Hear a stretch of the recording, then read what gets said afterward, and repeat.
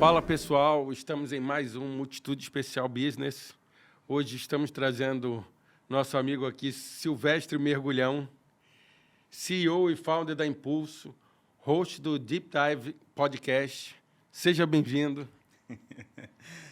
Cara, é um prazer estar aqui com você. Cara, a Multiplan eu tenho uma história de vida com a Multiplan. Então já pode... Antes de eu fazer a pergunta aqui, a gente estava zoando algumas coisas, então já pode começar. Eu ia pedir para você contar um pouquinho da tua história inicial, mas conta essa primeira aí, já vem uma história aqui dentro só para todo mundo lembrar, a gente está aqui no Parque Jacarepaguá, no meio do shopping, na praça de alimentação, num podcast todo de vidro, onde as pessoas escutam e nos veem. Então, manda bala aí.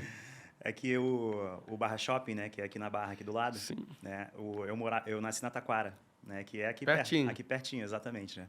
E naquela época, nos anos 80, né, a gente não tinha tanto opção de entretenimento, ainda mais na Taquara. Nessa época não tinha quase nada, 80 e pouco, só o Barra Shopping e o Rio Sul, se não me engano. Exatamente, essa era a questão. Então, e eu morava na Taquara. A Taquara, naquela época, era praticamente zona rural, né? A minha mãe comprava leite de um leiteiro que entregava leite na nossa porta da nossa casa de carroça, né? Então, assim, era literalmente praticamente zona rural. Então, uma das diversões que a gente tinha era sair da Taquara e vir no Barra Shopping. Ir pro Barra Shopping, né? Então, eu frequento o Barra Shopping desde os primórdios do Barra Shopping. E aí eu lembro que tinha uns corredores, assim, aí tinha uns brinquedos trepa-trepa, daqueles infantil, que tinha uns feijões, assim, os feijões eram caixa de fósforo. Então, olha só, cara, minha história com o Multiplan começa há muitos anos atrás. É bom, todo mundo tem uma relação com eles. Eu vou começar. Você lidera uma comunidade com mais de 170 mil profissionais de tech. Isso é quase um terço da força de trabalho de tecnologia no Brasil. O mercado entende o poder disso ou ainda está preso, ou ainda fica preso assim no modelo de RH antigo? Cara, um pouco dos dois, sabe? A pandemia acelerou muito o desenvolvimento do RH no Brasil. Isso é uma realidade, né? A gente criou esse conceito da comunidade no final de 2017, né? Então tem alguns anos já, isso foi pré-pandemia, né? E aí, naquela época ali, entre 17 e 20, né, o início da pandemia, cara, os RHs estavam batendo muita cabeça ainda, né? Não sabia exatamente como fazer gestão de times de tecnologia, porque tem uma questão muito específica ali de como gerir, né, as equipes e os profissionais de tecnologia, mas a gente viu um avanço bastante significativo, né, no pós-pandemia. A partir de 21, 22, os RHs, pelo menos das empresas com quem a gente lida, eles se profissionalizaram e entenderam muito mais sobre como fazer essa relação. Por outro lado, um outro desafio se apresentou, que é como a pandemia acelerou muito o desenvolvimento de tecnologia, né, e muitas empresas tiveram que recrutar muito rápido. Uma das coisas que aconteceu foi que pessoas foram eleitas, né, para serem lideranças da área de tecnologia sem ter se desenvolvido e sem ter o perfil de liderança preparado, né? Então, pessoas que eram ótimos profissionais técnicos se tornaram péssimos gestores. E aí isso é uma complicação à parte aí que a gente vem lidando aí com o mercado desde 2022, 2023 para cá. Você acha que isso é um mercado, além da pandemia, teve algum outro boom que fez? Ou todo mundo fala que a pandemia ela deu uma acelerada aí em 10 anos no mercado. Você acredita nisso? Ou você acha que outras coisas além da pandemia ela deu uma acelerada? Não, cara, a pandemia de fato acelerou e assim, a adoção, né, por exemplo, no Brasil especificamente, né, a adoção de compras online, né, o pedido de comida em casa, né, o uso de aplicativo para qualquer tipo de coisa que se faça. Pô, teleconsulta, gente. Caraca, teleconsulta no Brasil era um negócio, caraca, isso aqui nunca vai sair, a Anvisa não vai aprovar, não sei quem não vai aprovar. Vai demorar uma década, né, para os órgãos reguladores passarem a autorizar esse tipo de coisa. E, cara, da noite para o dia isso andou. Um monte de plano de saúde, cara. Eu lembro do plano de saúde que eu usava. Pode falar de nome aqui, tá? Se quiser, não tem. Não precisa. Tem grilo, não. Também não precisa. Você tinha que ir fisicamente entregar um papel até 2020. Você tinha que ir 2020. você tinha que ir fisicamente num lugar entregar um papel para pedir um reembolso. Parece que, Então, um parece que a negócio- gente viveu uma cápsula do tempo, porque 2020, 2021 tinha muita coisa que você tinha que fazer. E agora já mudou totalmente isso, Mudou né? totalmente. Então, e para isso tudo acontecer, precisou que tecnologias fossem desenvolvidas, né, para uso para uso de nós, né, pessoas, né, do mundo comum, cidadão, né, que precisa usar. Pô, o GovBR, cara, GovBR é uma mão na roda do caraca. Você hoje consegue tirar pela internet o certificado de vacina de febre amarela, que você tomou a vacina há 12, 13 anos atrás. Na época, os sistemas não eram nem digitalizados ainda. Então, assim, não só no âmbito privado, mas no âmbito até de governo, cara, houve um avanço, né? uma evolução tecnológica, assim, bem considerável, né? O que você acha que a maioria das empresas ainda não entendeu sobre profissionais de tecnologia? Cara, a questão é assim, são várias camadas, né? É gestão de gente, né? Ou seja, gestão de pessoas por padrão já não é uma coisa trivial, porque, enfim, cada pessoa nasceu num contexto, cada pessoa tem uma história de vida, cada pessoa tem um contexto familiar, um contexto financeiro, pessoas que dependem delas ou não. Então, cada pessoa já é um universo à parte e assim, único, né? E aí, quando você bota para uma equipe de 20, de 10, de 50, de 60, cada pessoa que você aumenta ordens de grandeza, né, a complexidade que é gerenciar aquilo ali, né? Então, só por padrão, gerenciar a gente já é uma dificuldade, uma complexidade, digamos assim, né? E aí, no Brasil, especificamente, a gente tem um mercado extremamente acelerado, né, de tech, né, onde o Brasil hoje ele é um exportador, né, de tecnologias e de startups, né? Pô, quem diria, né, que se a gente fosse pegar 15 anos atrás, né, em 2010, onde o Brasil, ninguém nunca tinha ouvido falar de startup no Brasil, quem diria que 15 anos depois, agora em 2025, 2026, né, o Brasil seria um exportador de empresas e startups como o Nubank, Mercado Livre e tantas outras, que são empresas excepcionais e que estão começando a prestar serviços e exportando, né, os serviços brasileiros para fora, né? Então, assim, o Brasil teve um boom, né, de tecnologia, né, se tornou uma referência mundial, que eu posso dizer hoje que é uma referência mundial, só que o mercado de formação de profissionais não acompanhou, né? Então, hoje a gente tem um déficit de formação de profissionais de tecnologia no Brasil. E qual é a grande questão? Esses profissionais estão sendo disputados. E eles não estão só sendo disputados dentro do próprio Brasil. Eles estão sendo disputados por empresas do mundo todo. Porque quem consegue hoje, por exemplo, falar inglês de forma nativa, vai ter opções de trabalhar para fora do Brasil. Não precisa necessariamente trabalhar para o Brasil. E aí você está competindo, né, as empresas, né, estão competindo para recrutar esses profissionais, não só com o Brasil, mas com o mundo todo. E aí tem ainda algumas empresas e alguns gestores que não perceberam que, cara, o mercado mudou, né, e a gente vai precisar cada vez mais adaptar as nossas empresas às necessidades desses profissionais que são muito específicos, que são profissionais altamente capacitados, com alta demanda, com remunerações altas, e que exigem, né, uma maneira de se tratar e tudo mais, que são bastante específicas, que fazem parte ali do quanto que eles conseguem, né, de entregar de valor para a empresa. E aí, para ter ordens de grandeza, assim, né, o Brasil, em números absolutos, né, ele tem mais ou menos a mesma quantidade de profissionais de tecnologia que a Colômbia. Só que o Brasil, amigo, tem 20 vezes mais pessoas que a Colômbia. Então olha por só exemplo, a você acha, discrepância. mas qual seria só para você ter uma noção de número? Tipo assim, a gente tem 1 milhão e a Colômbia 1 milhão. São aproximadamente, acho que 650 mil, se eu não me engano. Eu posso depois te mandar o link da pesquisa, você coloca na descrição. Mas, se não me engano, são 650 mil profissionais de tecnologia que o Brasil tem. A Colômbia tem, tipo, Pô, então 630. E vocês têm 1/4 desse pessoal? Quase um terço, quase um terço. Caraca. Aproximadamente, né? Pô, bastante gente. Você acha que é só...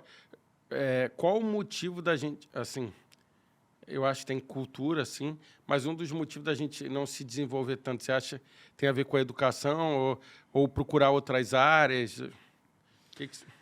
Então, eu não ou tenho... as pessoas não olham, não conseguem enxergar que isso é um mercado que Porque, assim, em outros países, todo mundo tem... Por exemplo, tu pega a Califórnia, alguns estados americanos e outros lugares. A Índia mesmo evoluiu muito em algumas... Já era evoluída em algumas coisas.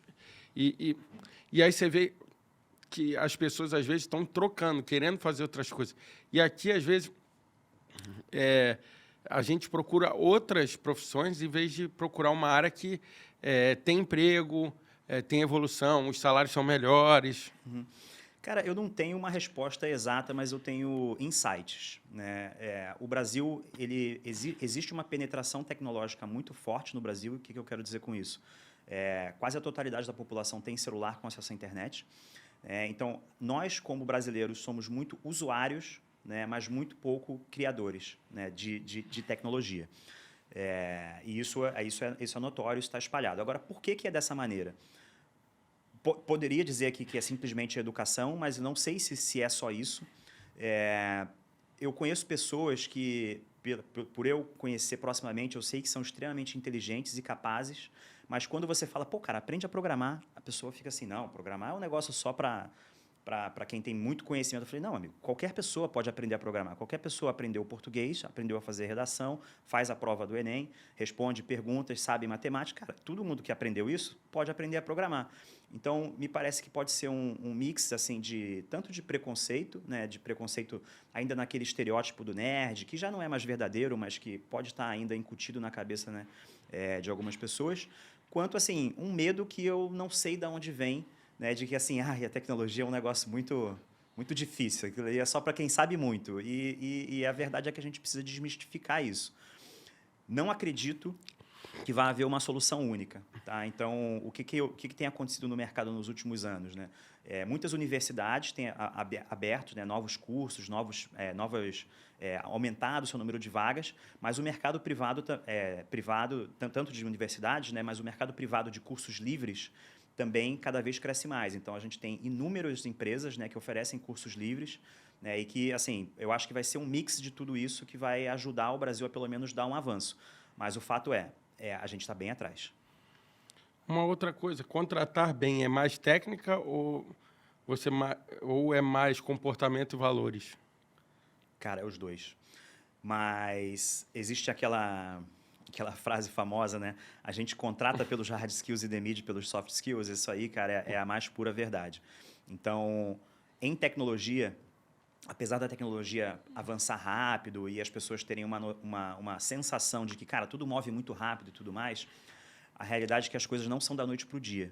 Então, para você montar equipes resilientes, equipes que vão conseguir entregar valor no longo prazo, você precisa pensar em longo prazo. Não dá para ser curto prazista e achar, não, monta só uma equipe aqui rapidinho que é um projeto de 3 meses. Amigo, não existe projeto de 3 meses.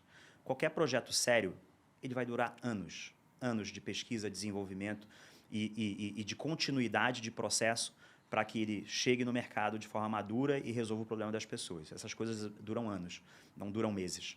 Né? Então, apesar da gente hoje, ainda mais com a inteligência artificial, conseguir prototipar muito rápido, conseguir fazer o software avançar muito rápido, isso é um trabalho que vai precisar de longo prazo. E o software é uma coisa viva. Né? Cada vez que, tenho certeza, cada vez que você entra no Internet Bank, cada vez que você entra no Instagram da vida, o software está diferente. Por quê? Porque tem uma equipe trabalhando de forma contínua naquele projeto. Né? E quanto mais o projeto cresce, mais gente você precisa. Nunca menos gente, é sempre mais gente. Né? Então, uma empresa, né, que começou com 10 desenvolvedores, depois ela tem 20, depois ela tem 50, depois ela tem 100, depois ela tem 300, depois ela tem não sei o quê, aí você chega no nível de um banco que, cara, tem 14 mil desenvolvedores desenvolvendo todo o Internet Banking, infraestrutura bancária de um banco grande hoje no Brasil. É isso, 14 mil pessoas. Imagina, é muita gente fazendo o trabalho. E aí, para você pensar nesse longo prazo, não tem jeito, cara. Você precisa ter fit cultural entre as pessoas. O hard skill, né, a técnica, a gente ensina. Agora, o comportamental, ele vem com a pessoa e é muito difícil a gente conseguir mudar, né, comportamentalmente a gente até consegue, mas é muito difícil você mudar valores, Manter tudo, mudar os valores das pessoas. Né? Então, você precisa ter pessoas com valores que são alinhados com os valores da empresa ou, pelo menos, das equipes com as quais essas pessoas trabalham. Então, no final das contas, a resposta é mais pelo soft skill, pensando no longo prazo, o hard skill vem em segundo plano. Você já recusou empresas grandes por desalinhamento cultural? Como cliente, com certeza. Com certeza, já aconteceu. Não na história recente, porque na história recente a gente aprende também a contratar não só os desenvolvedores, mas a contratar os clientes também, de certa forma. Né? Mas no passado a gente, inclusive, teve que demitir clientes exatamente por desalinhamento cultural ou até de cultural e de valores. Né? Então, teve um cliente nosso, há uns 10 anos atrás, ele, na cara dura total, o diretor da empresa, era uma empresa enorme, virou para mim e falou, estava com a fatura dele atrasada há 2, 3 meses já, né? E a gente é uma empresa toda certinha, emite tudo no prazo, paga as pessoas todas no prazo, não tem perrep, sabe? A gente combinou tudo certo, assinou contrato, não tem coisa de boca, cara, é parada de gente séria, a gente trabalha com empresas sérias. E aí, o cara na empresa gigante manda essa. Não, eu não posso trabalhar com fornecedores que não aceitem trabalhar sem receber. Aí eu falei, amigo, aí realmente fica difícil. Então, Não, assim, mas ele não mandou isso. mandou na minha cara. Não, mas exatamente assim? Exatamente assim, na minha cara. Foi inacreditável. Eu fiquei embasbacado igual você, igual você ficou agora. O maluco mandou essa no lado. Eu falei, amigo, então realmente vai ficar difícil a gente trabalhar aqui. E foi uma dessas empresas que, por exemplo, a gente teve que demitir. Não tem condição. Eu acho que atrasar e ajeitar aí algumas coisas acontece. Agora, o cara achar que é normal ou botar como normal, Não, aí fica não, realmente... exatamente. Não foi assim, vamos conversar aqui, estamos com um problema de fluxo de caixa, a gente precisa alinhar. Isso acontece toda hora, isso é normal. Não, posterga essa para o mês que vem, por favor. Cara, isso é normal e faz parte do jogo. A outra coisa é ser tratado dessa forma, como, cara, se você tivesse pedido um favor para ser fornecedor dele. Eu falo, não estou precisando disso, cara. Não é o caso. Uma colocação que a gente poderia fazer é que não existe escassez de talento, mas sim existe escassez de empresas preparadas para lidar com pessoas. Você acha que essa é uma afirmação? Cara, acho que existe os dois, viu? Então, assim, existe sim a escassez de talentos, né? Ela é uma realidade. E isso não é só na área de tech, né? Você vai para qualquer tipo de negócio.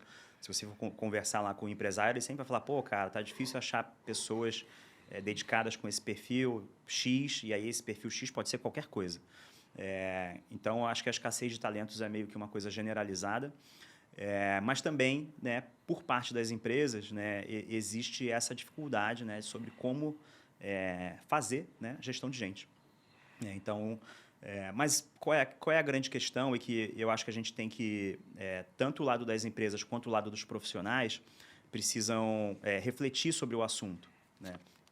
O profissional, né, que está no mercado, é claro que ele quer buscar o emprego, precisa do dinheiro, né? Mas, cara, ele tem que buscar locais para trabalhar que estejam alinhados com a sua cultura e com seus valores.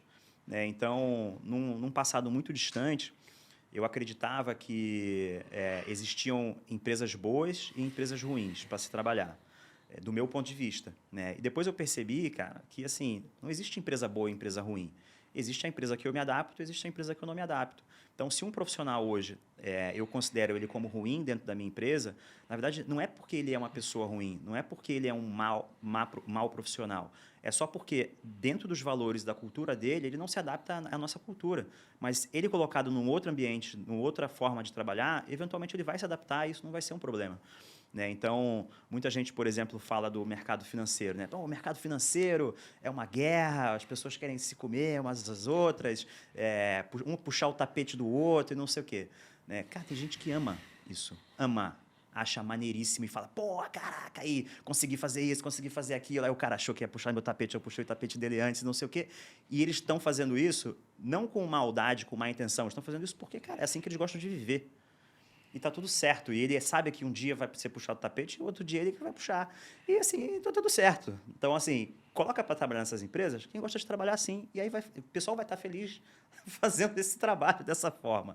Entendeu? Não dá questão de ajuste. Né? É questão de colocar as pessoas certas nos lugares certos. E aí, para isso, cada um de nós, como profissional, tem que saber aquilo que faz sentido para a gente. Não dá para achar que, não, a empresa que vai escolher. Não, você como profissional tem que saber escolher também.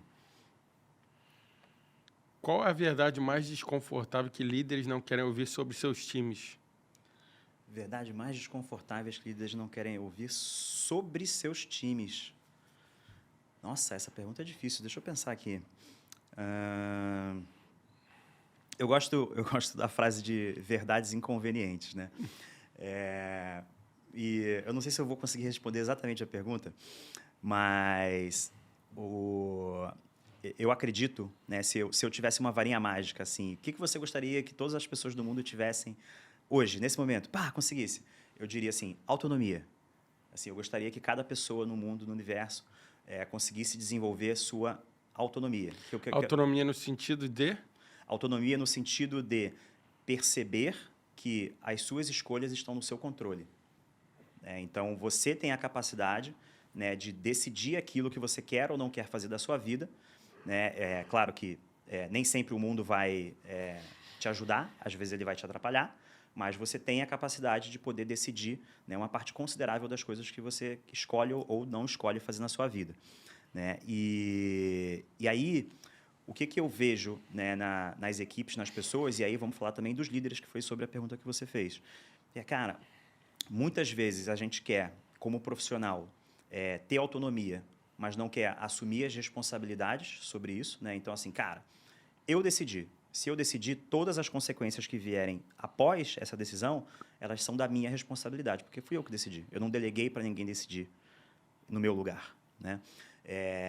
E aí, isso vale também para os gestores. Né? Que é assim, cara, se você montou uma equipe de uma forma X e essa equipe não está funcionando, amigo, a responsabilidade é sua.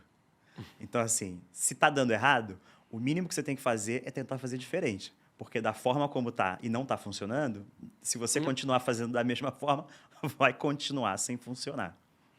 Uma outra pergunta desse mercado é, você acha que o discurso de diversidade virou marketing? Virou completamente marketing. Nossa, o pessoal cria, né, esses programas de diversidade, de vagas afirmativas e tudo mais. E eu vi poucas vezes programas realmente sérios, né,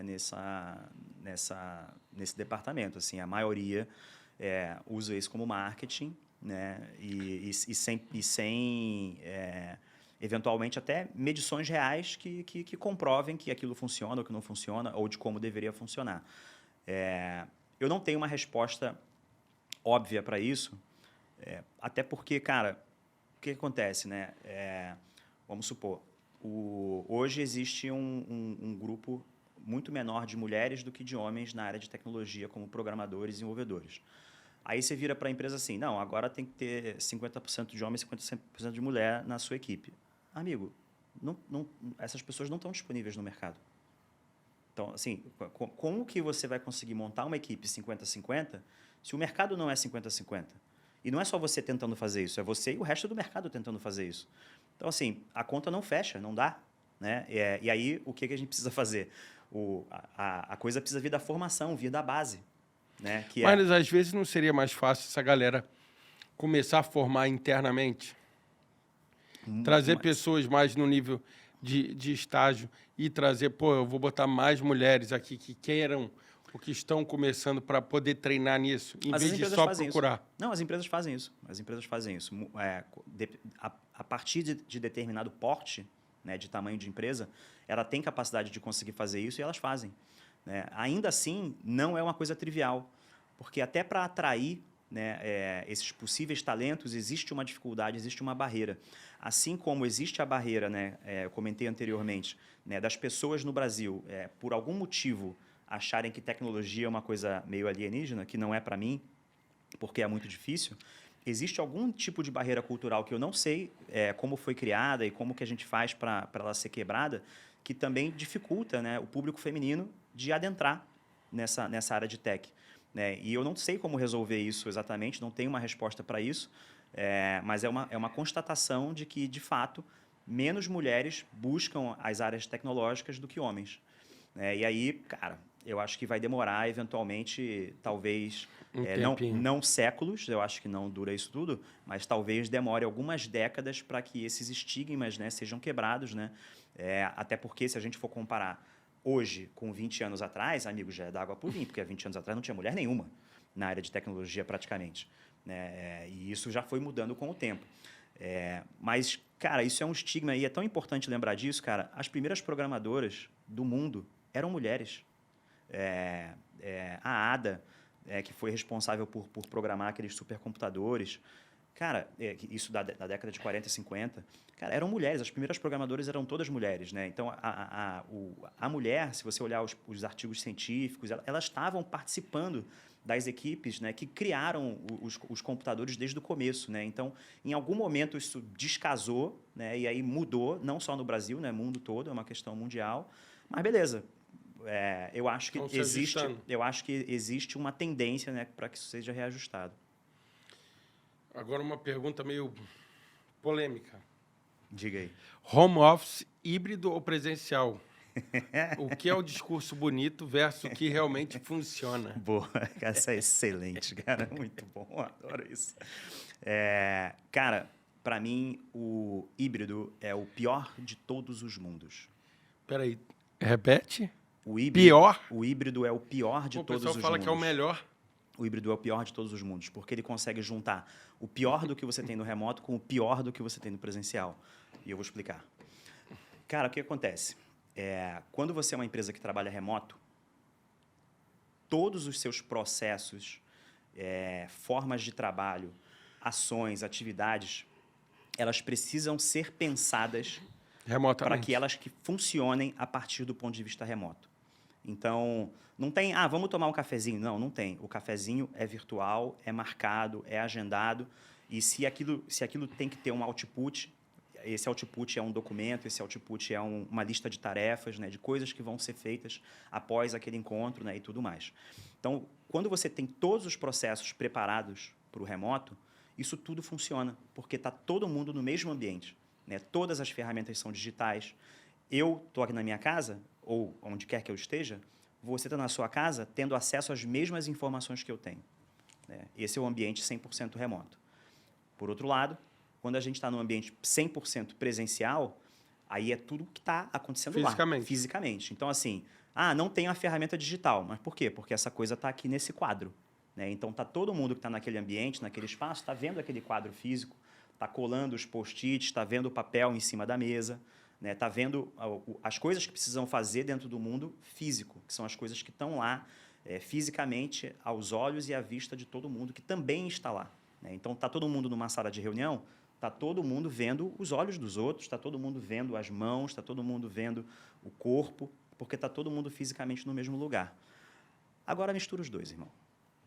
Você tem uns dias um remoto, outros dias outro remoto, uns dias uns presenciais, outros dias outros presenciais, uma mistura, né? E aí você tem duas pessoas que se encontraram presencialmente. Essas pessoas conversaram entre si. Conversaram sobre o projeto, conversaram sobre coisas que eventualmente vão impactar outras áreas, mas ficou na cabeça delas duas. Se aquilo ali não for registrado digitalmente, e eu digo, a maior parte das empresas não está preparada para isso, porque não estruturou os projetos para o trabalho remoto, cara, aquela informação vai ficar com aquelas duas pessoas. Aquela informação vai ficar no post-it, no quadro da parede, que está no escritório, e que quem está remoto não teve acesso. Então, você tem uma quebra e uma perda de informação enorme entre as pessoas que se encontraram no mundo físico e as que estavam remotas. Mesmo quando você bota uma reunião onde tem metade das pessoas presenciais e metade das pessoas remotas, cara, as pessoas que estão remotas não estão ouvindo quando você olha para o lado e bate um papinho aqui. As pessoas não estão vendo que tem alguém se mexendo na cadeira aqui e está achando ruim. Mas você acha que isso influencia tanto? Isso influencia total, cara. Porque é sobre quantidade de informação. E é sobre acesso à informação. As pessoas que estão no remoto vão estar prejudicadas em relação àquelas que estavam no presencial por falta de acesso à informação que aquelas pessoas que estão no presencial estão. Então, cara, o híbrido é o pior dos mundos, porque o híbrido consegue cagar toda a relação entre as pessoas. E eu não tenho nada contra o presencial, nada contra o remoto. Mas quanto o híbrido, amigo, não. Então, ou você faz presencial, ou você faz remoto. Se está fazendo híbrido, você vai fazer merda. Vamos lá. O não presencial, que seria o home office, uma dúvida minha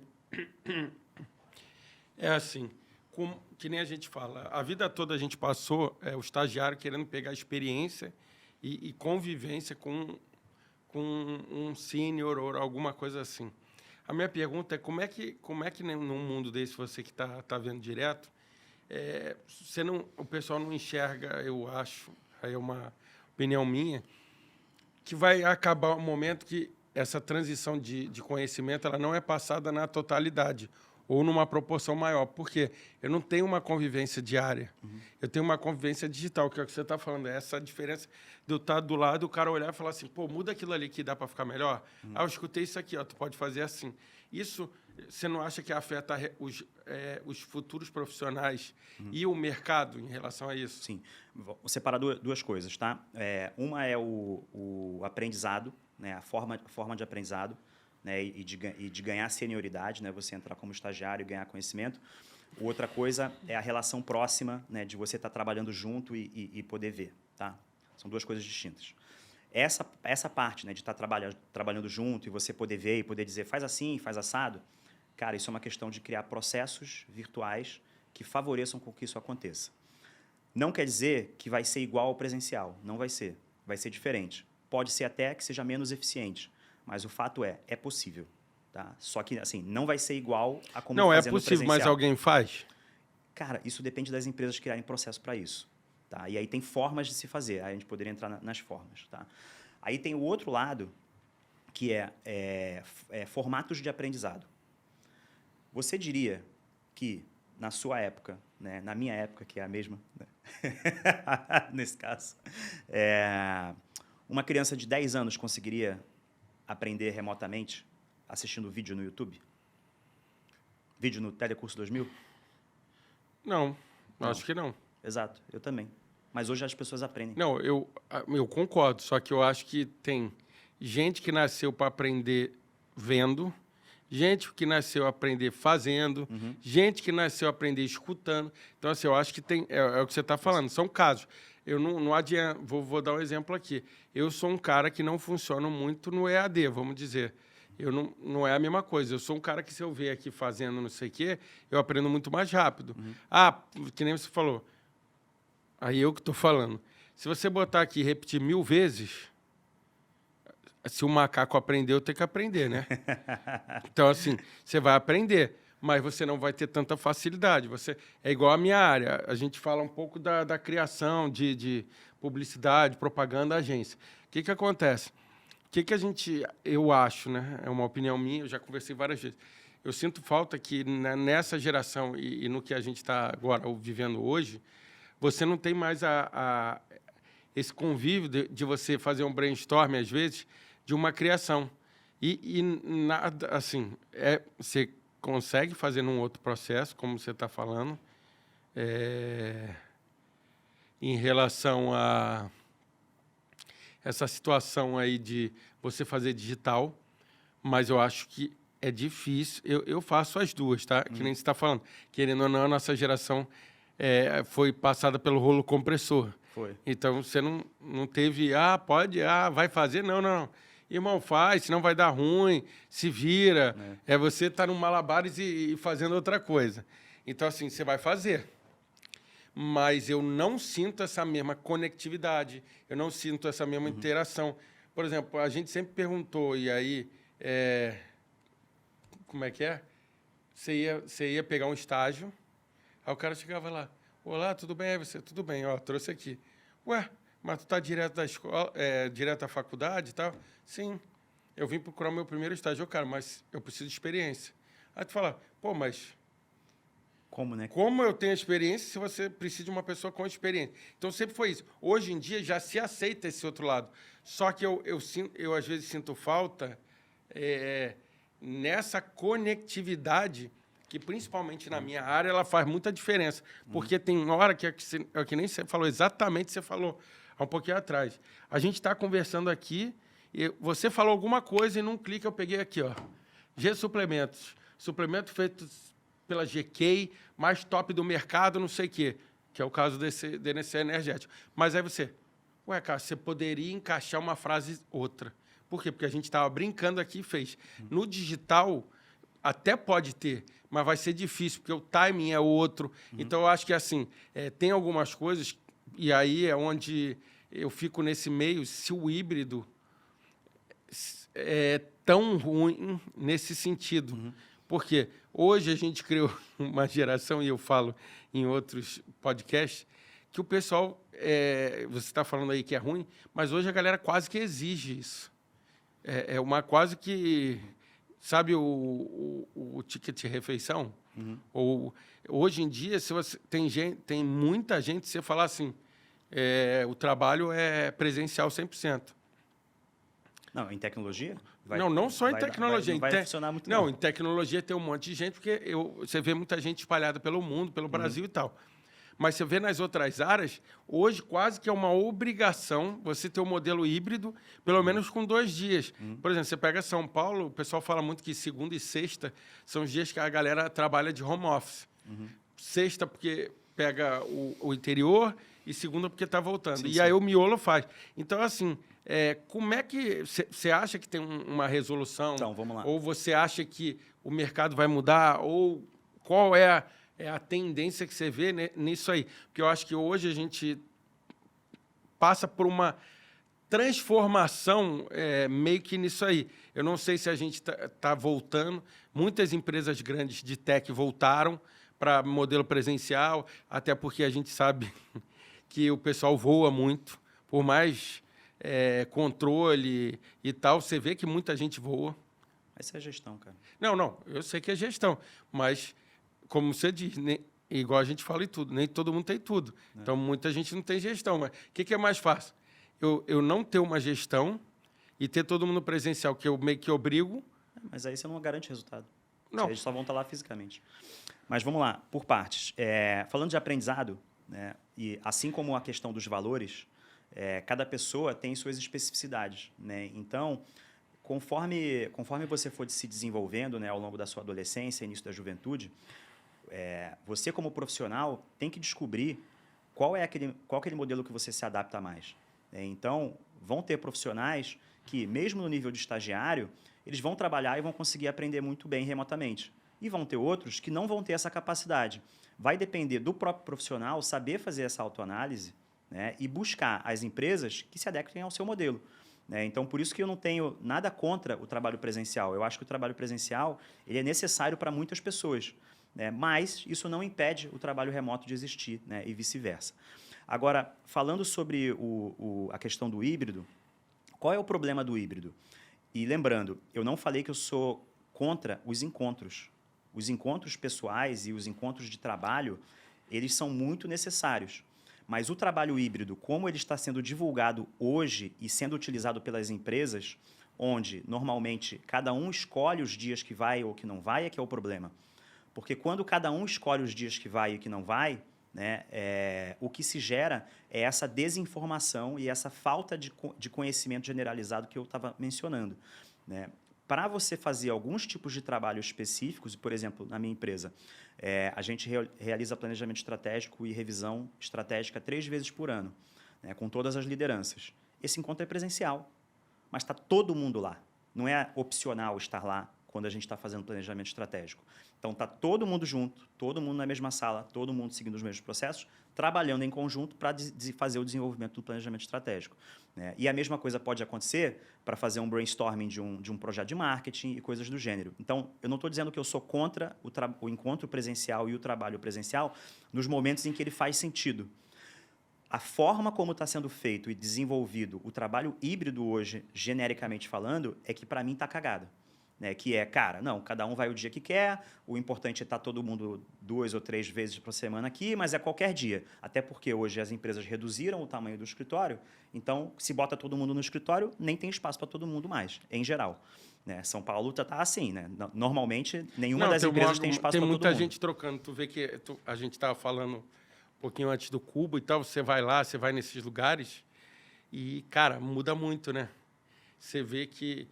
E é o que você está falando. Você está vendo até a Regos, essas empresas, elas estão tendo que crescer mais porque as empresas maiores fizeram essa modificação e você vai vendo que está voltando esse movimento não de todo mundo, mas tem dias que tem mais, e eles estão tendo que aumentar o escritório. E aí o cara, vou fazer o quê? Ele está no escritório que ele não tem como, quebra outra, volta tudo. Porque é o Aluga que você outra falou, é laje, uma empresa muito grande. Então, essa não era antigamente quem usava home office, vocês que são mais novos e não pegaram, quem usava esses Regos e outros, eu não estou lembrando mais nenhum nome. WeWork e companhia. Isso aí, WeWork e companhia. O que acontece? Eram empresas menores. E depois da pandemia, inverteu. A empresa menor ficou com o escritóriozinho dela ou faz home office, e as empresas grandes deceparam os lugares e foram para esse WeWork. Só que, pô, imagina, que a gente falou, um banco tem 14 mil, aí uma parte fica no fixo lá do banco. Aí ele tirou outras áreas, que eram áreas administrativas fora. Aí ele foi botando no lugar, só que ele botou assim, 1.000 pessoas, que nem tu falou. Só que um banco, quando tem um problema, tem que contratar 200, 300. Ele não arruma uma salinha ali. Então, realmente, essa mudança que você falou, ela vai pegando. Agora, eu vou pegar, ainda dentro disso aí, você acha que o ambiente com performance, com alta performance, ele combina com o ambiente tóxico? Ele gera um ambiente mais tóxico? Ele gera Então, pressão? cara, Ou você acha... Fala. Essa pergunta é maravilhosa, cara, porque o conceito de ambiente tóxico, ele já é relativo por definição. Quer uma água aí? Pô, pode ser.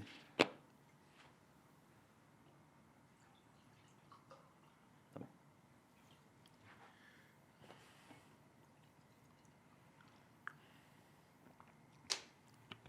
Mas vamos lá. Então, cara, essa pergunta é muito boa, porque assim, o conceito de ambiente tóxico, ele já é relativo. Né? Assim como eu comentei lá a questão lá do mercado financeiro, né? Que é muito comum ser um mercado super competitivo nos profissionais, onde todo mundo quer crescer, tem uma ambição financeira e tudo mais. Tem gente que acha esse ambiente tóxico, cara. E tem gente que ama esse ambiente e fala, não sei viver fora dele. Né? Então... Sim, só para a gente não... Hoje, todo mundo fala em empresa em ambiente de alta performance. Eu entendo o funcionário olhar e falar assim, pô, eu vou ser mais pressionado, não sei o quê. Só que também do outro lado do patrão, que nem você está falando, e a gente fala do empresário dos dois lados, ele olha e fala assim, que nem você falou aí, é uma gestão. Então, tem lugares...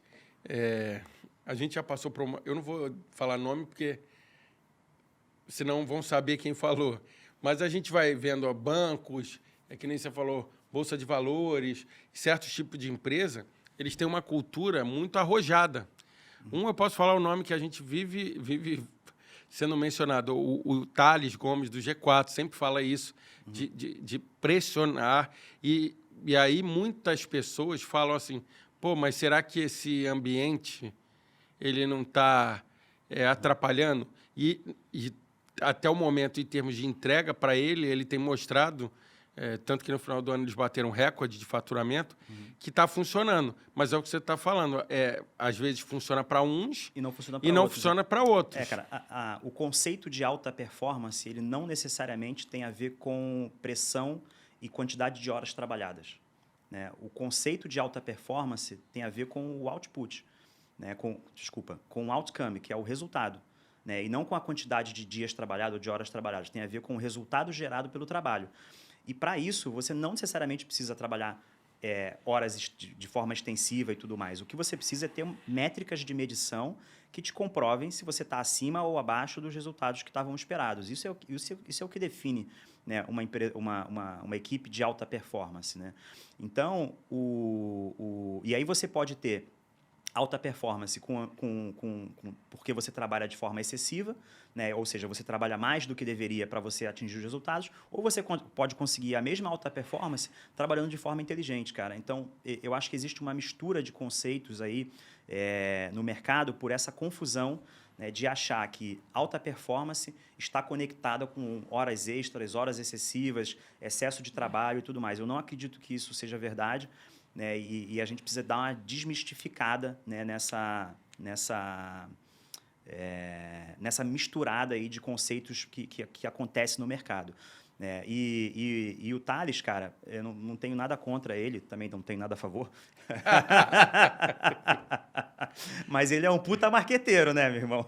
Ele tá fazendo o trabalho dele Não, ali, né? claro, não, mas é isso que a gente está falando aqui. É o que você falou, cada um está na tua área. Eu digo assim, ele faz ele tem o marketing dele até para dar um choque de realidade de quem entra lá. É tipo assim, irmão, se tu não pular, tu vaza. É o que, assim, eu concordo, é meio polêmico, mas eu concordo com uma área que ele fala. É ele que paga a galera. Sim. E ele tem o método dele. Sim, É o que exato. você falou. Quem não quer, eu quero híbrido. Pô, irmão, você vê que lá não dá para Não, ser lá híbrido. não é, lá que não vai ser aí híbrido. é que nem você falou. Eu quero trabalhar home office. Não vai, Não irmão. vai, com ele não vai, tu vai trabalhar em outro lugar. Você não vai ter tudo na vida, né? A vida depende de escolhas. E por isso que a gente tem que ter autonomia, né? Para definir Isso nossas aí. escolhas.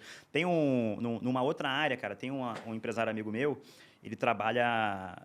Eu achei muito, muito genial, assim. E a genialidade vem normalmente de coisas simples, né?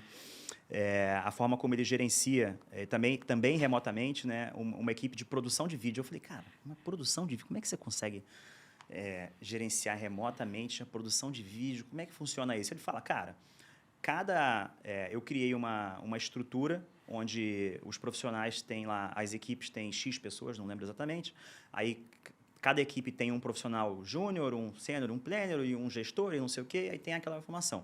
Aí o júnior, ele tem que ter a produtividade de X por semana, o outro tem que ter a produtividade de Y por semana, o outro tem que ter isso, e o time como um todo tem que ter a produtividade X.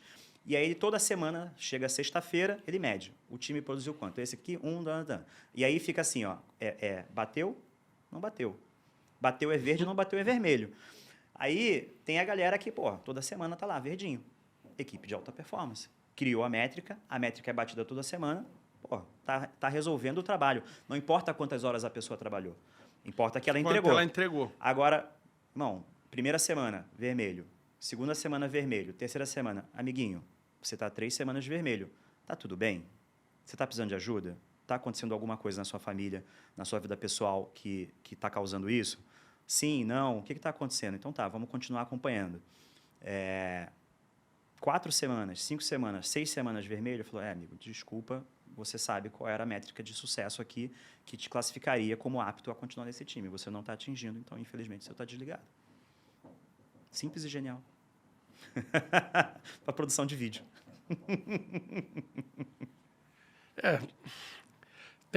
A gente vê, é o que eu estou falando, tem muita diversidade de gestão e de tudo.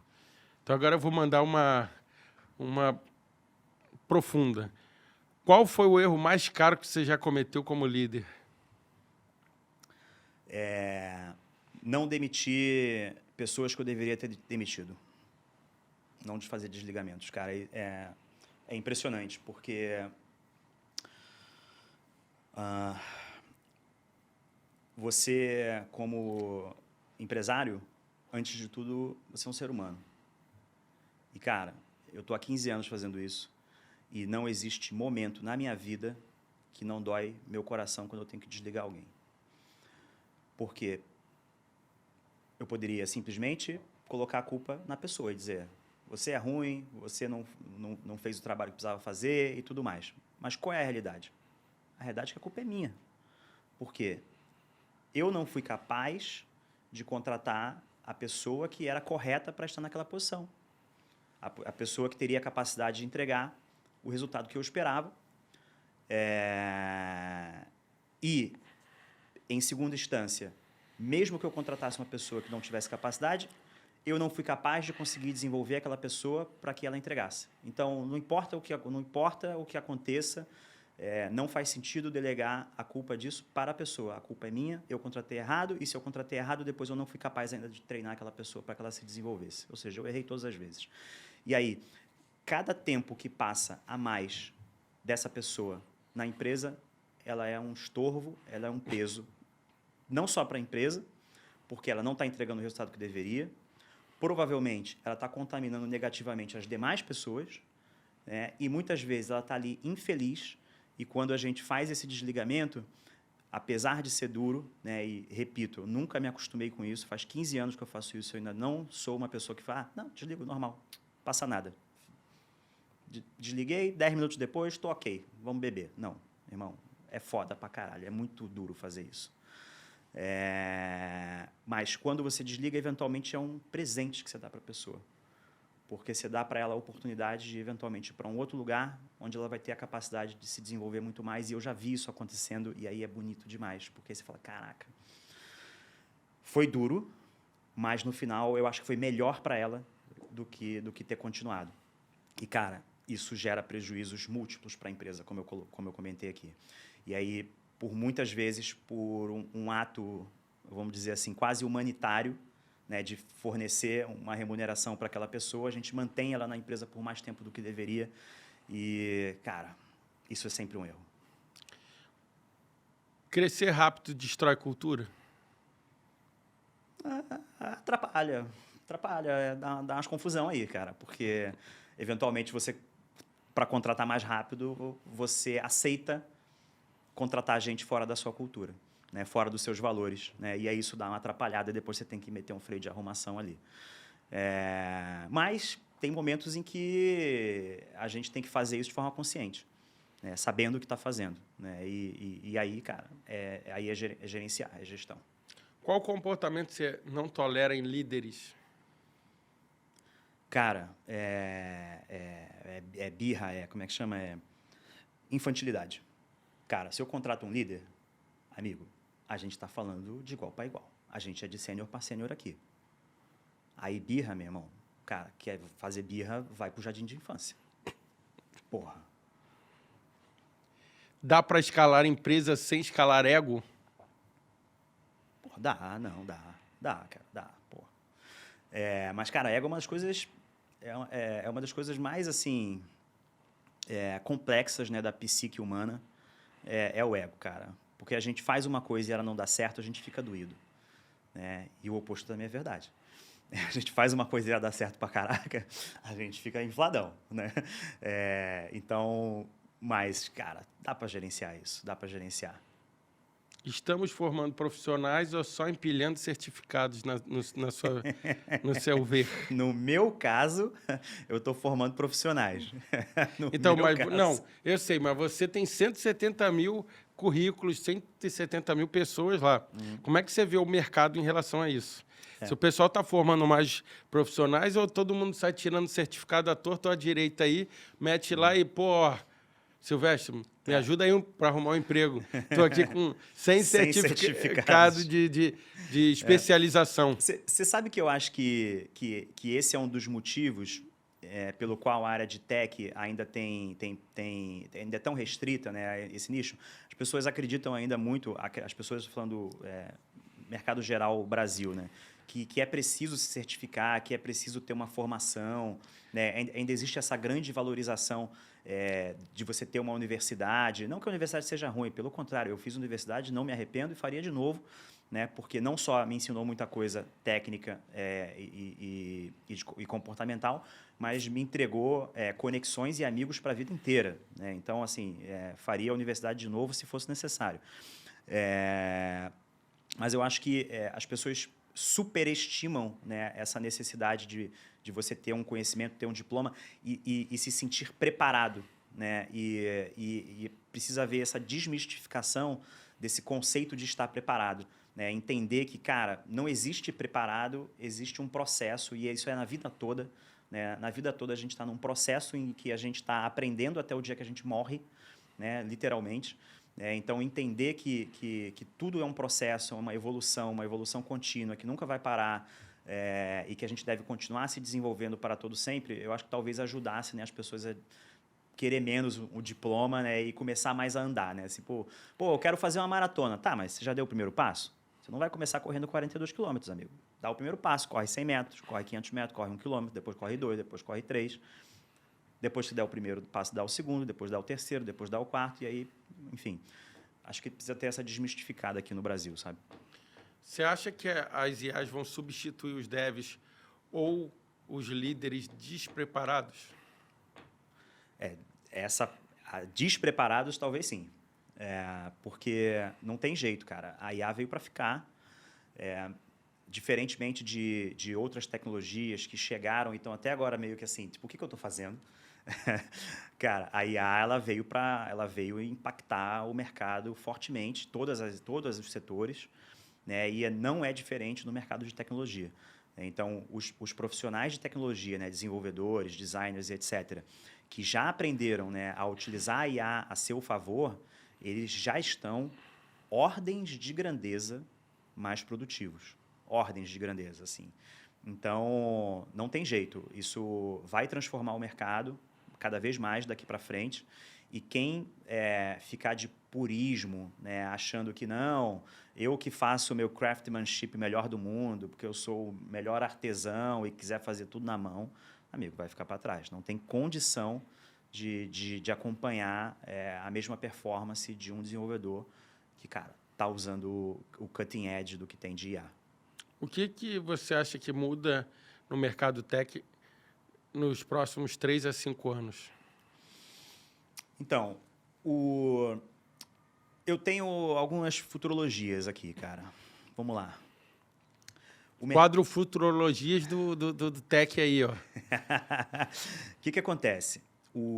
As empresas, elas têm uma necessidade muito grande de desenvolver tecnologia para resolver tudo que você possa imaginar de problemas internos.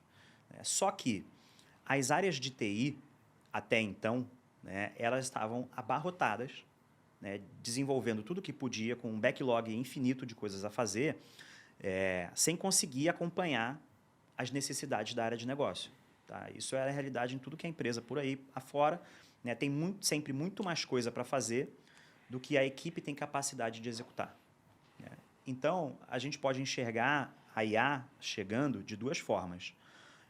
Você quer reduzir custo? Então, você vai continuar entregando a mesma coisa que você entregava antes, só que com uma equipe menor, porque você aumentou a produtividade da equipe. Esse é um ponto de vista. Eu não acho que é isso que vai acontecer. Aí vem a minha futurologia. O que eu acho que vai acontecer? Como a IA permite os desenvolvedores, né, e as equipes, inclusive, não só os desenvolvedores, né, entregar muito mais coisa do que era passível de ser entregue antes, com a mesma quantidade de gente, eu acho que o que vai acontecer é que vai haver, né, uma exponencialização das entregas de tecnologia dentro das empresas. Ou seja, muito mais coisa vai ser feita, muito mais coisa vai ser entregue. Porventura, as empresas se tornarão ainda mais eficientes, né, do que eventualmente já são, e aí isso vai dar uma mexida, vai dar essa transformada no mercado. Eu acho que as coisas vão caminhar para esse movimento. Você acha que o Brasil está pronto para competir globalmente em tecnologia? Em IA, ainda não. Mas em Deixa eu tech? te contar. O que acontece? Isso é, inclusive, um dos motivos de eu ter fundado a empresa em 2010. Em 2010, aqui no Tech no Brasil, eu vou dizer praticamente que quase tudo era mato. O que eu quero dizer com isso? Lembra aí, 2010, a gente está falando quase de um mercado pré-smartphone. Tá? 2010 não tinha WhatsApp. Mas o Smart acho que já tinha, né? Tinha o iPhone 2007, não é isso? 2008? Isso. Mas não tinha essa conectividade na velocidade que tem, sei lá, 2015, né? E o conceito de App Store estava embrionário ainda. Porque eu acho que é o que você está falando. Eles estavam começando 2007, 2008. Então, o iPhone estava começando esse negócio da Apple Store e ainda tinha muito assim, como é que a gente fala?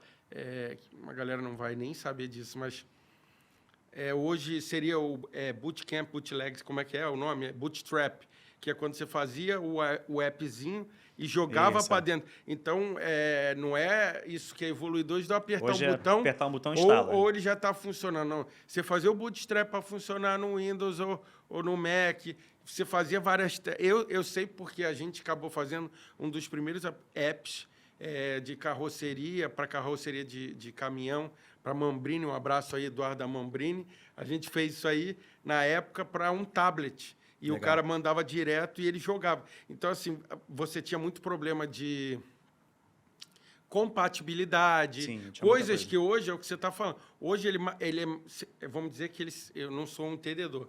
Então, hoje ele parece que ele é mais fluido. Ele foi se ajustando. Antigamente, você tinha um monte de coisa, que nem você falou, talvez manualmente, e essa evolução, o que aconteceu? Você tinha que setar, aí você botava num, não funcionava, no outro você tinha problema tal. E hoje não, hoje você meio que já faz um ou dois... Mas vamos voltar lá atrás, que é o seguinte, né? Hoje existe o mercado de desenvolvedores, empresas que desenvolvem esses aplicativos. Naquela época não existia isso. Sim, não.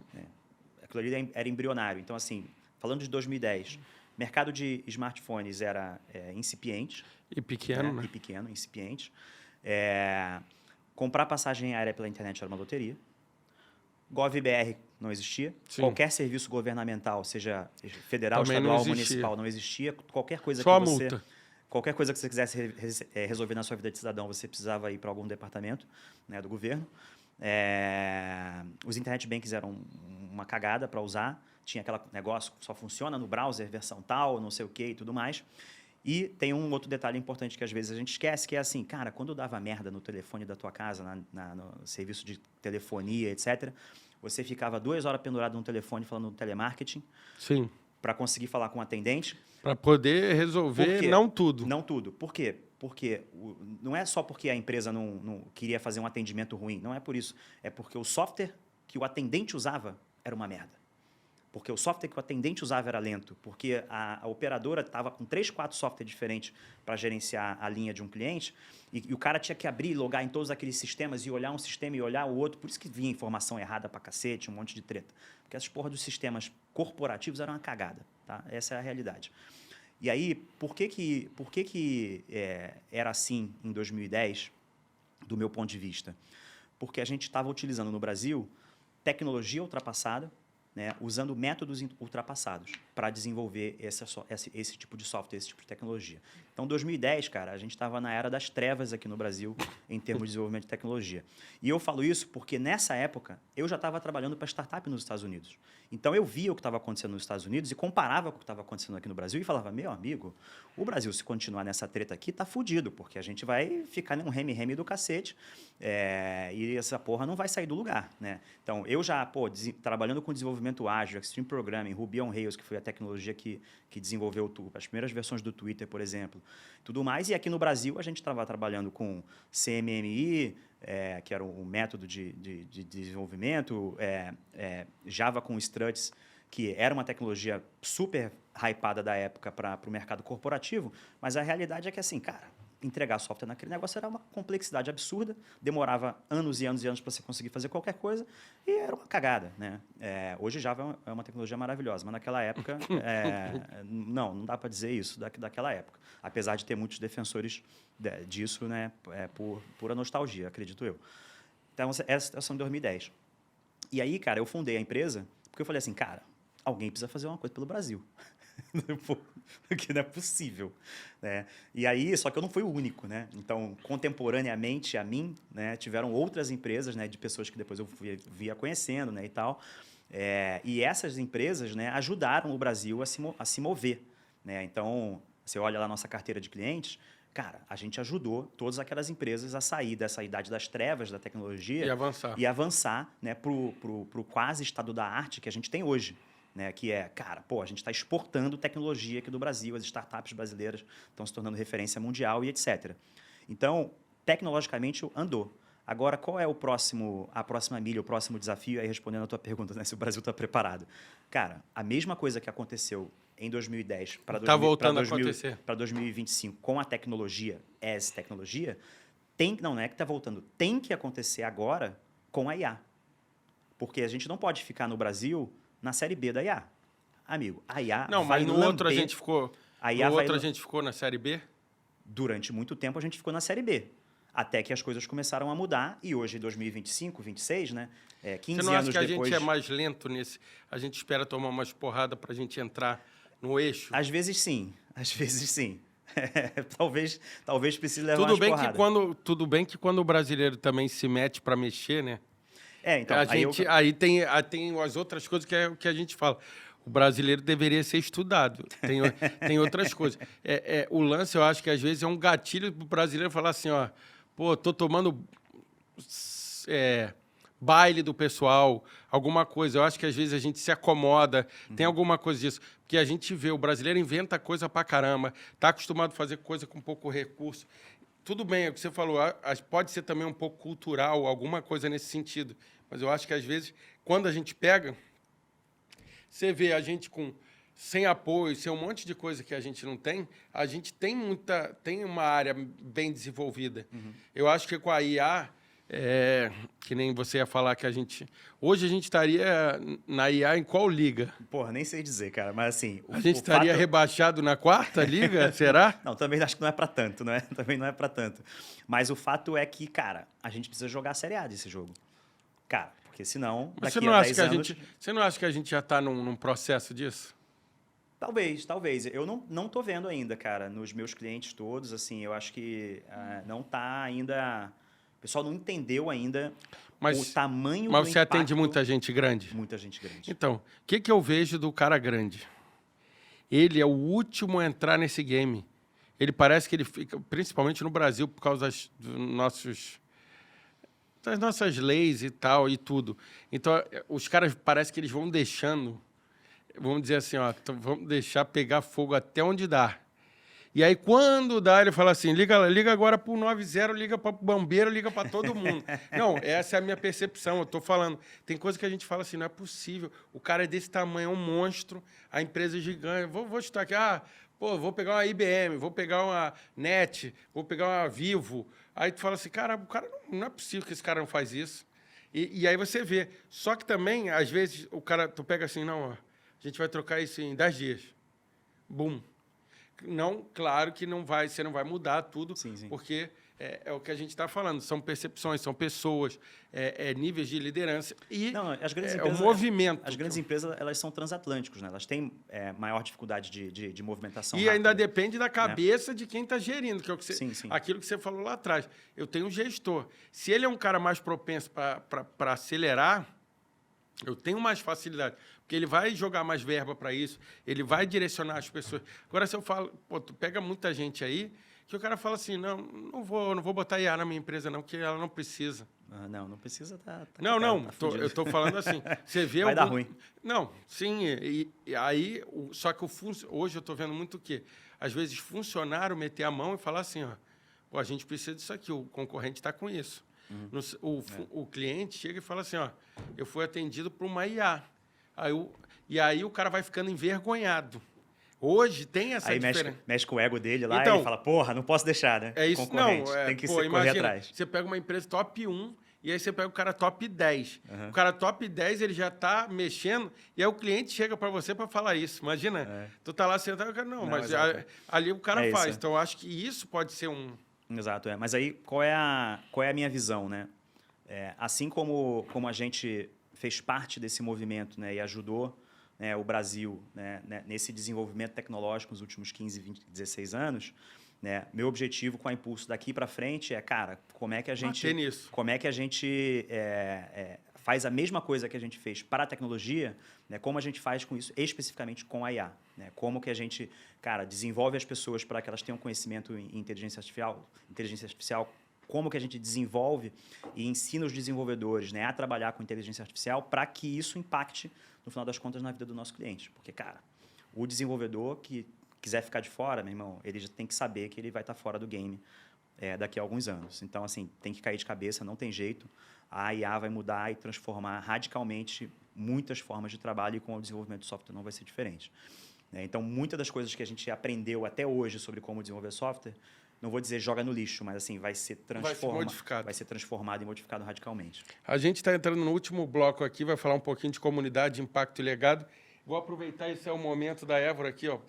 Um parceiro está dando um kit aí para você. Pô, obrigado. Évora Pharma, nossa parceira aí, quem quiser, tem cupom no nosso link. Precisando. Aí, ó, um kitzinho de creatina e um pré-treino aqui, ó, da GK para você aí trabalhar em alta performance creatina. E esse é o de balinha, né, cara? Nossa, adoro. Caraca, tava muito precisando disso. Obrigado, cara. Esse aí é tomar 2 por dia. Adorei. Valeu. E agora a gente vai entrar um pouquinho lá falar um pouquinho de comunidade, impacto e legado. O que te motiva além do crescimento da Impulso? Você falou um pouquinho agora desse motivo de auxiliar o pessoal na IA, mas o que além disso?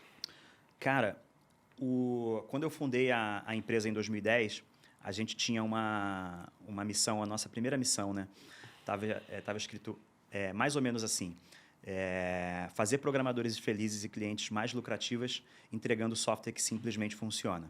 Aí você repara que isso se conecta com exatamente o que eu estava comentando, né? Na época, o Brasil estava entregando tecnologia que não funcionava, né? E aí, com isso, eu, que era programador, não ficava feliz, né? E eu tenho certeza que as empresas eram menos lucrativas exatamente porque, cara, elas estavam perdendo dinheiro, né? Então, isso foi o que foi daquela época.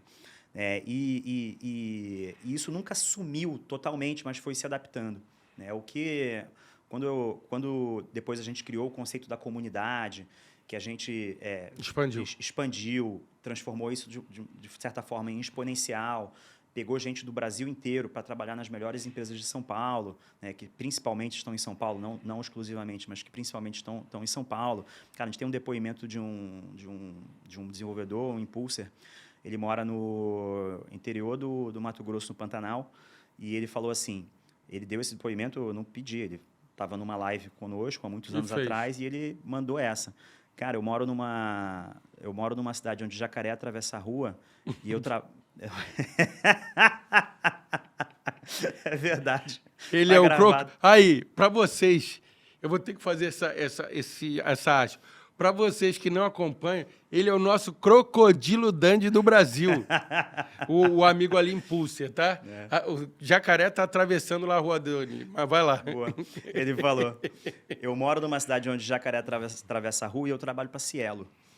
Cara, olha o impacto disso numa frase só. Esse cara, ele desenvolvia software para o PDV, a maquininha azul da Cielo. Sim, esse app aí que fizeram uma evolução absurda a maquininha azul nos últimos anos. E aí, cara, ele desenvolvia software para essa máquina, né? Não só ele, sozinho. Era uma equipe. Claro, um grupo. Uma equipe inteira, né? E essa máquina foi usada por milhares e milhares e milhares de lojistas no país inteiro. E a Cielo, uma empresa listada em bolsa. E esse cara, sem ter que se mudar para São Paulo, para inflar a cidade de São Paulo, podendo trabalhar da cidade dele, provavelmente recebendo uma remuneração, ordens de grandeza maior do que a média da cidade. E fazendo movimentar o mercado dele. Gastando o dinheiro da cidade dele. Olha o impacto que isso tem, né? Então, esse é o tipo de... igual a essa história, a gente tem milhares dessas histórias. Igual a essa história, é isso que, assim, eu olho para isso e falo assim, caraca, isso me arrepia, porque a gente está criando conexões genuínas que ultrapassam quaisquer barreiras. Então, é isso que me motiva. Conseguir perceber que eu gero um impacto econômico, social e produtivo para as pessoas, para as empresas e para o Brasil. Comunidade é ativo ou responsabilidade? Cara, as duas coisas. Ela é um ativo da empresa, porque ela foi um investimento, né? Continua sendo um investimento contínuo, né? Para o desenvolvimento, engajamento dessa comunidade. Né? É nessa comunidade onde a gente tem as pessoas, né, que vão trabalhar dentro dos clientes, né? Mas ela faz parte, né, de toda essa responsabilidade que eu comentei aqui. Não dá para excluir uma coisa da outra. Que tipo de líder o Brasil precisa formar agora, você acha? Olhando pelo prisma da Impulso e tal, e por você estar dentro desse ecossistema. Uhum. Cara, acho que não dá para fugir muito, cara. Os líderes, eles precisam ser capazes e eles precisam ser humanos. Mas eu gostaria de fazer uma distinção que eu vejo como muito importante aqui. Você ter humanidade não significa você exercer trabalho humanitário. São coisas diferentes. E muitas vezes, quando se fala em humanidade, se confunde humanidade com humanitário, né? E aí, quando, por exemplo, a gente está dentro de uma empresa mantendo alguém lá que está trabalhando de forma ineficiente, que já deveria, que não está conectada com os valores da empresa, né, e mesmo assim a gente posterga, né, o desligamento dessa pessoa, né, que foi a história que eu contei mais cedo, a gente não está trabalhando com a humanidade. Não é a humanidade você manter trabalhando num lugar uma pessoa que não está sendo produtiva, que não está gerando resultado para a empresa e que provavelmente está fazendo ela própria infeliz. Com isso, você está fazendo um trabalho humanitário, né? Você está dando dinheiro para a pessoa para ela não fazer aquilo que ela deve fazer, né? Ou seja, você está fazendo um trabalho beneficente. Então, isso é trabalho humanitário. Isso não tem relação com humanidade. O que eu acho que a gente precisa, de fato, são líderes que tenham humanidade, né? E aí, humanidade é como fazer a gestão, como lidar com a pessoa, como entender sobre os sentimentos dela, como se conectar e conversar com ela de forma que ela compreenda aquilo que você quer dizer e você compreenda aquilo que ela quer dizer, conectar com as suas histórias, né? Então, eu acho que a gente tem que, de fato, né, ter líderes, né, que consigam desenvolver essa questão da humanidade. E aí, novamente, deixa eu desassociar isso de alta performance, uma coisa não tem nada a ver com a outra, né? A gente pode ser uma empresa que tem como valor humanidade e, ao mesmo tempo, ter alta performance, que são coisas completamente distintas. Aproveitando isso, eu queria que você pudesse dar uma dica de uns 3 livros aí que são livros de cabeceira. Porra, incrível. Seu aí para o pessoal que quer adicionar um pouquinho de informação. Boa.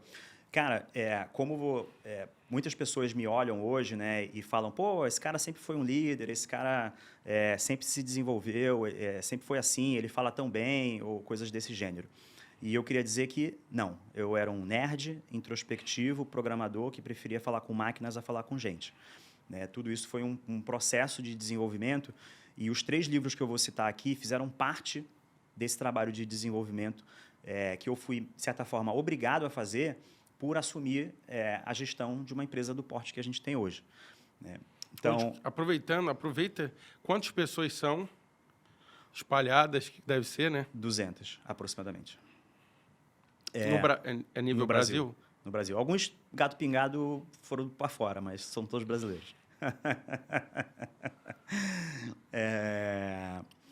O primeiro livro é A Coragem de Ser Imperfeito, da Brené Brown, né? Esse livro foi o livro que me fez entender que eu estava sendo um babaca, que eu estava assim, querendo me esconder do mundo, que eu não conseguia exercer a minha autenticidade e a minha autonomia. E esse livro ele me ajudou a me desmascarar, né? Então, quando eu estou, hoje em dia, né, conversando com alguém, eu sou íntegro, né? Eu me considero completamente íntegro, eu estou por inteiro, eu sou exatamente assim como eu sou sozinho em casa, né? E esse livro me ajudou a eu tirar essas armaduras, é o conceito que ela usa no livro, né? Então, recomendo fortemente, né, esse livro para ajudar cada um de nós que passa por essa questão semelhante, né, a tirar essas armaduras. Isso não ajuda a gente, parece que protege, mas, na verdade, está atrapalhando a gente a viver como um ser humano integral, né?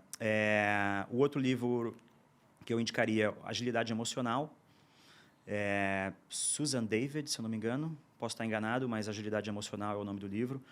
Cara, esse livro, ele ensina agilidade no conceito do livro, não quer dizer velocidade, tá? Agilidade no conceito desse livro quer dizer capacidade de se adaptar, tá? Então, a capacidade de se adaptar emocionalmente, né? E esse livro ajuda a gente a entender e perceber como, em muitas situações, a gente age de forma muito rígida, né?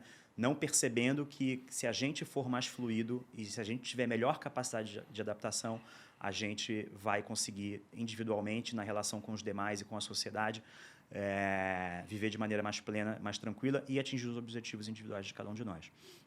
E, por último, eu vou indicar o Radical Candor, que em português se chama Empatia Assertiva, da Kim Scott, se eu não me engano, a autora, onde é um livro de cabeceira para todo líder.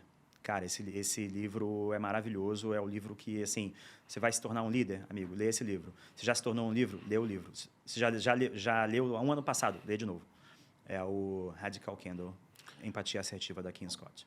Aproveitando, eu queria que você deixasse um pouquinho de informação para quem quiser, tanto a empresa que quiser entrar em contato, quanto as pessoas de tech e tal, como é que faz para acessar a empresa de vocês, o link, deixar a rede social? Perfeito. É só procurar aí na internet por impulso.team.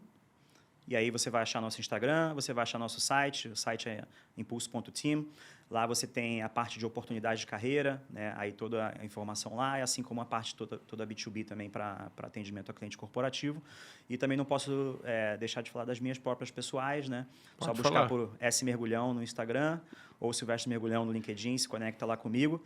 E não deixem também de assistir o meu podcast, Deep Dive Podcast, onde falamos sobre pessoas, de valores, comportamentos e verdades inconvenientes. Isso que eu ia falar, para quem quer entender um pouquinho mais de pessoas, cultura, liderança, sem filtro, vale acompanhar o trabalho do Silvestre lá no Deep Dive Podcast. Deixa, se quiser, a rede social do Deep Dive, Tá, ou o link, ou não sei se é Spotify, tá YouTube. No Spotify, tá no Spotify e no YouTube, né? Ambos com áudio e vídeo, então é só acessar lá, procurar por Deep Dive Podcast. Deep Dive Podcast Silvestre, vai achar lá. Para finalizar, se você pudesse deixar uma mensagem para os CEOs de hoje, qual seria? E para quem está vendo a gente, né? Nós não somos os donos do mundo, né? Vamos ajudar esse mundo a ser um mundo melhor, né? Eu acho que, na verdade, a maior parte dos CEOs eles já faz isso, né? E acho que a gente tem que estar unido, porque é um propósito justo. Queria agradecer mais uma vez a presença aqui do Silvestre. A gente acho que vai ter algumas outras interações. Acompanhe a gente no Spotify, no YouTube, no Apple Music. Vamos ter corte, vamos ter dica aí em breve. E vocês que estão querendo sempre saber um pouquinho mais de tecnologia, acompanhem ele, tá? Pessoal, estamos ficando por aqui. Curte, compartilha e segue a gente lá. Até mais. Valeu, cara. Foi um prazer. Muito obrigado. Valeu, obrigado você.